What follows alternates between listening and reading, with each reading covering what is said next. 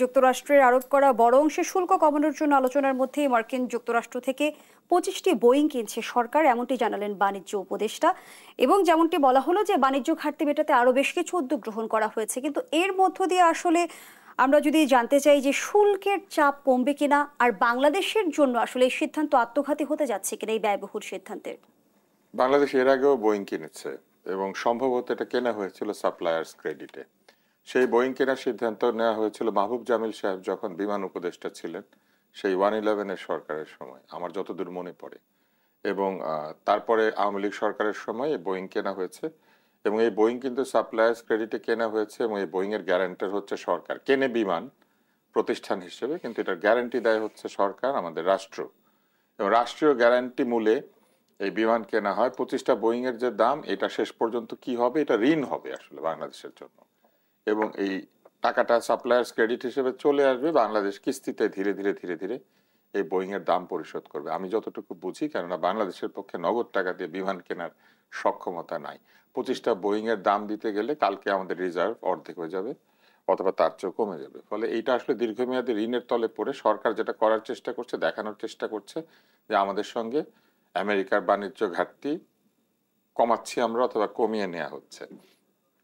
প্রথমত বোয়িং এর দাম যদি চিন্তা করা হয় তাহলে এটা কম্পিটিটিভ প্রাইস না, কিন্তু আপনি সরাসরি বোয়িং এর কাছ থেকে এটা কিনে ফেলবেন সিদ্ধান্ত নিলেন। আন্তর্জাতিক টেন্ডার হয়েছে, এয়ারবাস কিংবা অন্যান্য যারা বিমান তৈরি করেন সারা পৃথিবীতে, তারা কি এখানে টেন্ডার করেছেন বা কম্পিট করেছেন? দ্বিতীয় হচ্ছে যে এই বোয়িং কিনে ফেললে এই বোয়িং ব্যবহারের সক্ষমতা বাংলাদেশ বিমানের আছে। বিমান কিন্তু অধিকাংশ আন্তর্জাতিক রুট যেগুলি খুবই লাভজনক সেইখানে ফ্লাই করতে পারে না। বিমানের টোকিও ফ্লাইট বন্ধ হয়ে গেছে, বিমানের নিউ ইয়র্ক ফ্লাইট বন্ধ, বিমান অধিকাংশ এয়ারপোর্টে নামতে পারে না নিরাপত্তা এবং অন্যান্য নানান ধরনের জনিত কারণে। বিমান কে পৃথিবীর নিরাপদ এয়ারলাইন্স গুলি, যদিও বিমান একটা নিরাপদ এয়ারলাইন্স, কিন্তু কাগজে কলমে বিমানের নিরাপত্তা নিয়ে আমেরিকানরা প্রশ্ন করে। আপনি নিশ্চয়ই জানেন যে জেএফকে তে বিমান ল্যান্ড করে না এবং বিমান বহুদিন ধরে আমেরিকার যে ফ্লাইট সেটা বন্ধ। তো এই সবকিছু মিলিয়ে এই 25টা বিমান ব্যবহার করার যে সক্ষমতা, সেইটা কি বিমানের আছে? পাইলট আছে, এই এয়ার ক্রু আছে? বিমানের যে খরচ বেড়ে যাবে রাতারাতি, সেই খরচ বহন করার মতো শক্তি বিমানের আছে? বিমান কি একটি লাভজনক প্রতিষ্ঠান? গত 25 বছরে বিমান কত টাকা লাভ করেছে, কত টাকা লোকসান করেছে? ফলে এইগুলি আসলে আমরা বুঝতে পারি যে কেন করা হচ্ছে। কিন্তু এই তাহলে এত বড় সিদ্ধান্ত কেন নেওয়া হলো যুক্তরাষ্ট্রকে খুশি করতে? বাণিজ্য ঘাটতির যে ব্যাপারটি, এটা কিন্তু বাৎসরিক বাণিজ্য ঘাটতি। এই বছর আপনি 25টা বিমান কিনলেন, পরের বছর কি কিনবেন? এটাও কিন্তু একটা প্রশ্ন। এবং আরো একটা প্রশ্ন আছে, সেটা হচ্ছে গমও কিনবে বলেছে। হ্যাঁ, পরের বছর অস্ত্র কিনবে আসছে সায়ন্ত। গমও কিনবে বলেছে উচ্চ মূল্যে। চীনের গম, রাশিয়ান গম, ব্রাজিলের গম বা অন্যান্য যেসব দেশ থেকে আমরা গম কিনি বা গম কেনার চেষ্টা করি, সেই সব বাদ দিয়ে, বিশেষ করে ইউরোপিয়ান দেশ, আমরা ইউক্রেন থেকে গম আনতাম কিন্তু একসময়। তো এই গমের যে খোলা বাজার, সেইখান থেকে প্রতিযোগিতামূলক মূল্যে গম না এনে আমেরিকা থেকে গম আনা হবে। উচ্চ মূল্যের ভর্তুকি কে দেবে? না, ভর্তুকি দেবে জনগণ, কারণ সেই গম থেকে আটা বানালে, ময়দা বানালে তো সেটার দাম বাড়বে, এটাই তো স্বাভাবিক। এবং দূর যত বেশি খাদ্য শস্য আমদানিতে, আপনি যত দূর থেকে খাদ্য শস্য আনবেন তত ওয়েস্টেজের পরিমাণ বাড়ে। মানে আপনি যদি 1000 মাইল দূর থেকে যা আনবেন, পচনশীল দ্রব্য হলে সেটার ওয়েস্টেজের পরিমাণ বাড়বে। সরকারের উপর কোনো অদৃশ্য চাপ আছে কি? এমন ওনারা সিদ্ধান্ত সই নিতে করে হচ্ছে এসেছেন। কেন? ওনারা একটা অপ্রকাশযোগ্য চুক্তি স্বাক্ষর করে এসেছেন, যে অপ্রকাশযোগ্য চুক্তির কারণে তারা এগুলি কিনছেন, এবং সেটা একজন প্রকাশ করে দেওয়ার কারণে, মানে উনি করেছেন কিনা আমরা জানি না, কিন্তু সেই অভিযোগে একজনের চাকরিও গিয়েছে। এখন দেখেন যে সেইখানে আছে যে বাংলাদেশ কোনো কিছু কেনার আগে মোটামুটি তাদেরকে জানিয়ে নিতে হবে, বিশেষ করে যদি অস্ত্র কিনে, খাদ্য কিনে। এবং আমেরিকা যদি কোনো রাষ্ট্রের উপর স্যাংশন দেয়, আমেরিকা যদি কারো সঙ্গে শত্রুতা করে, বাংলাদেশকেও বাণিজ্যিক শত্রুতা তার সাথে করতে হবে। অর্থাৎ আমেরিকা যদি বলে যে চীন থেকে সে কিছু কিনবে না বা চীনের উপরে নিষেধাজ্ঞা দেয়, তাহলে বাংলাদেশকেও আমেরিকার সাথে সাথে চীনের সেই সব বস্তু আমদানির ক্ষেত্রে সতর্কতা অবলম্বন করতে হবে।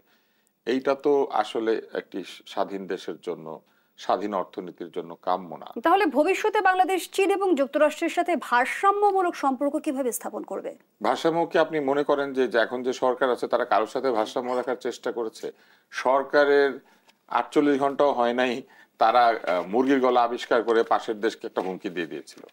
তারপরে কিছুদিন আগে মানবিক করিডোর, দানবিক করিডোর, এই নিয়ে বিরাট একটা ব্যাপার স্যাপার এবং এমন একটা ভাব করা হলো যে বাংলাদেশ হচ্ছে পৃথিবীর মানে একটা বিরাট প্লেয়ার, মানবিক করিডোর তৈরি করে এই কালকে আরাকানিরা রোহিঙ্গাদেরকে নিয়ে নিবে, আগামী বছর ঈদের সময় ঈদের জামাত ওইখানে পড়বে রোজা রেখে জাতিসংঘের মহাসচিব গুতেরে। তো এখন তো আমি দেখতে পাচ্ছি যে সেই সেই আশা তো গুড়ও নাই, বালিও নাই, চিনিও নাই, পিঁপড়াও নাই, মানে কিছুই নাই। তো এখন এই যে প্রোপাগান্ডামূলক বক্তৃতা, বক্তব্য এবং প্রোপাগান্ডামূলক কাজকর্ম, এগুলো আসলে আমাদেরকে হতাশ করে। আপনি আমাকে একটা জিনিস বলেন, রিজার্ভের অবস্থা করুন, বাংলাদেশের যে রিজার্ভ, সেই রিজার্ভের অবস্থা কিন্তু এখনো করুন, এটা কিন্তু যে খুব বেড়েছে তা না। এই অর্থনীতিতে এখনো সালমান রহমান এবং গংদের কাছে জনতা ব্যাংকের যে $7 বিলিয়ন ছিল, সেটাকে এখনো বাংলাদেশ ব্যাংক তার হাতে থাকা অর্থ হিসেবে দেখিয়ে রিজার্ভের পরিমাণ 30 বিলিয়ন হয়েছে বলে জানাচ্ছে।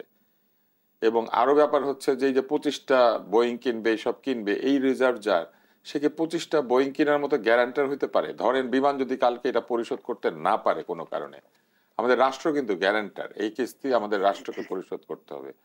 এই টাকা দিতে গেলে তো রাষ্ট্র দেউলিয়া হয়ে যাবে। আমি যতটুকু বুঝি, আমি তো অর্থনীতির লোক না, আমি সাধারণ মানুষ হিসেবে যতটুকু বুঝি, আমার কাছে মনে হয়েছে যেগুলি সবই অদ্ভুত অদ্ভুত কাণ্ড কারখানা, এবং এই অদ্ভুত অদ্ভুত কাণ্ড কারখানার কোনো ব্যাখ্যা তারা দেন না। যে 25টা বিমান তারা কিনে ফেলছেন, এটা তো একটা গণতান্ত্রিক সরকারের, নির্বাচিত সরকারের করা উচিত। ওনারা কেনাকাটার এত বড় বড় সিদ্ধান্ত কিভাবে নিচ্ছেন? সেটি পেতেও 2 বছর সময় লাগবে। না, শুধু তাই না, এই কেনাকাটার দায়টা পরবর্তী নির্বাচিত সরকারের মাথার উপর চাপিয়ে দিয়ে ওনারা ড্যাং ড্যাং করতে করতে San Francisco, London, Paris, Dubai, যেসব জায়গাতে যারা যারা থাকেন তারা তো চলে যাবেন।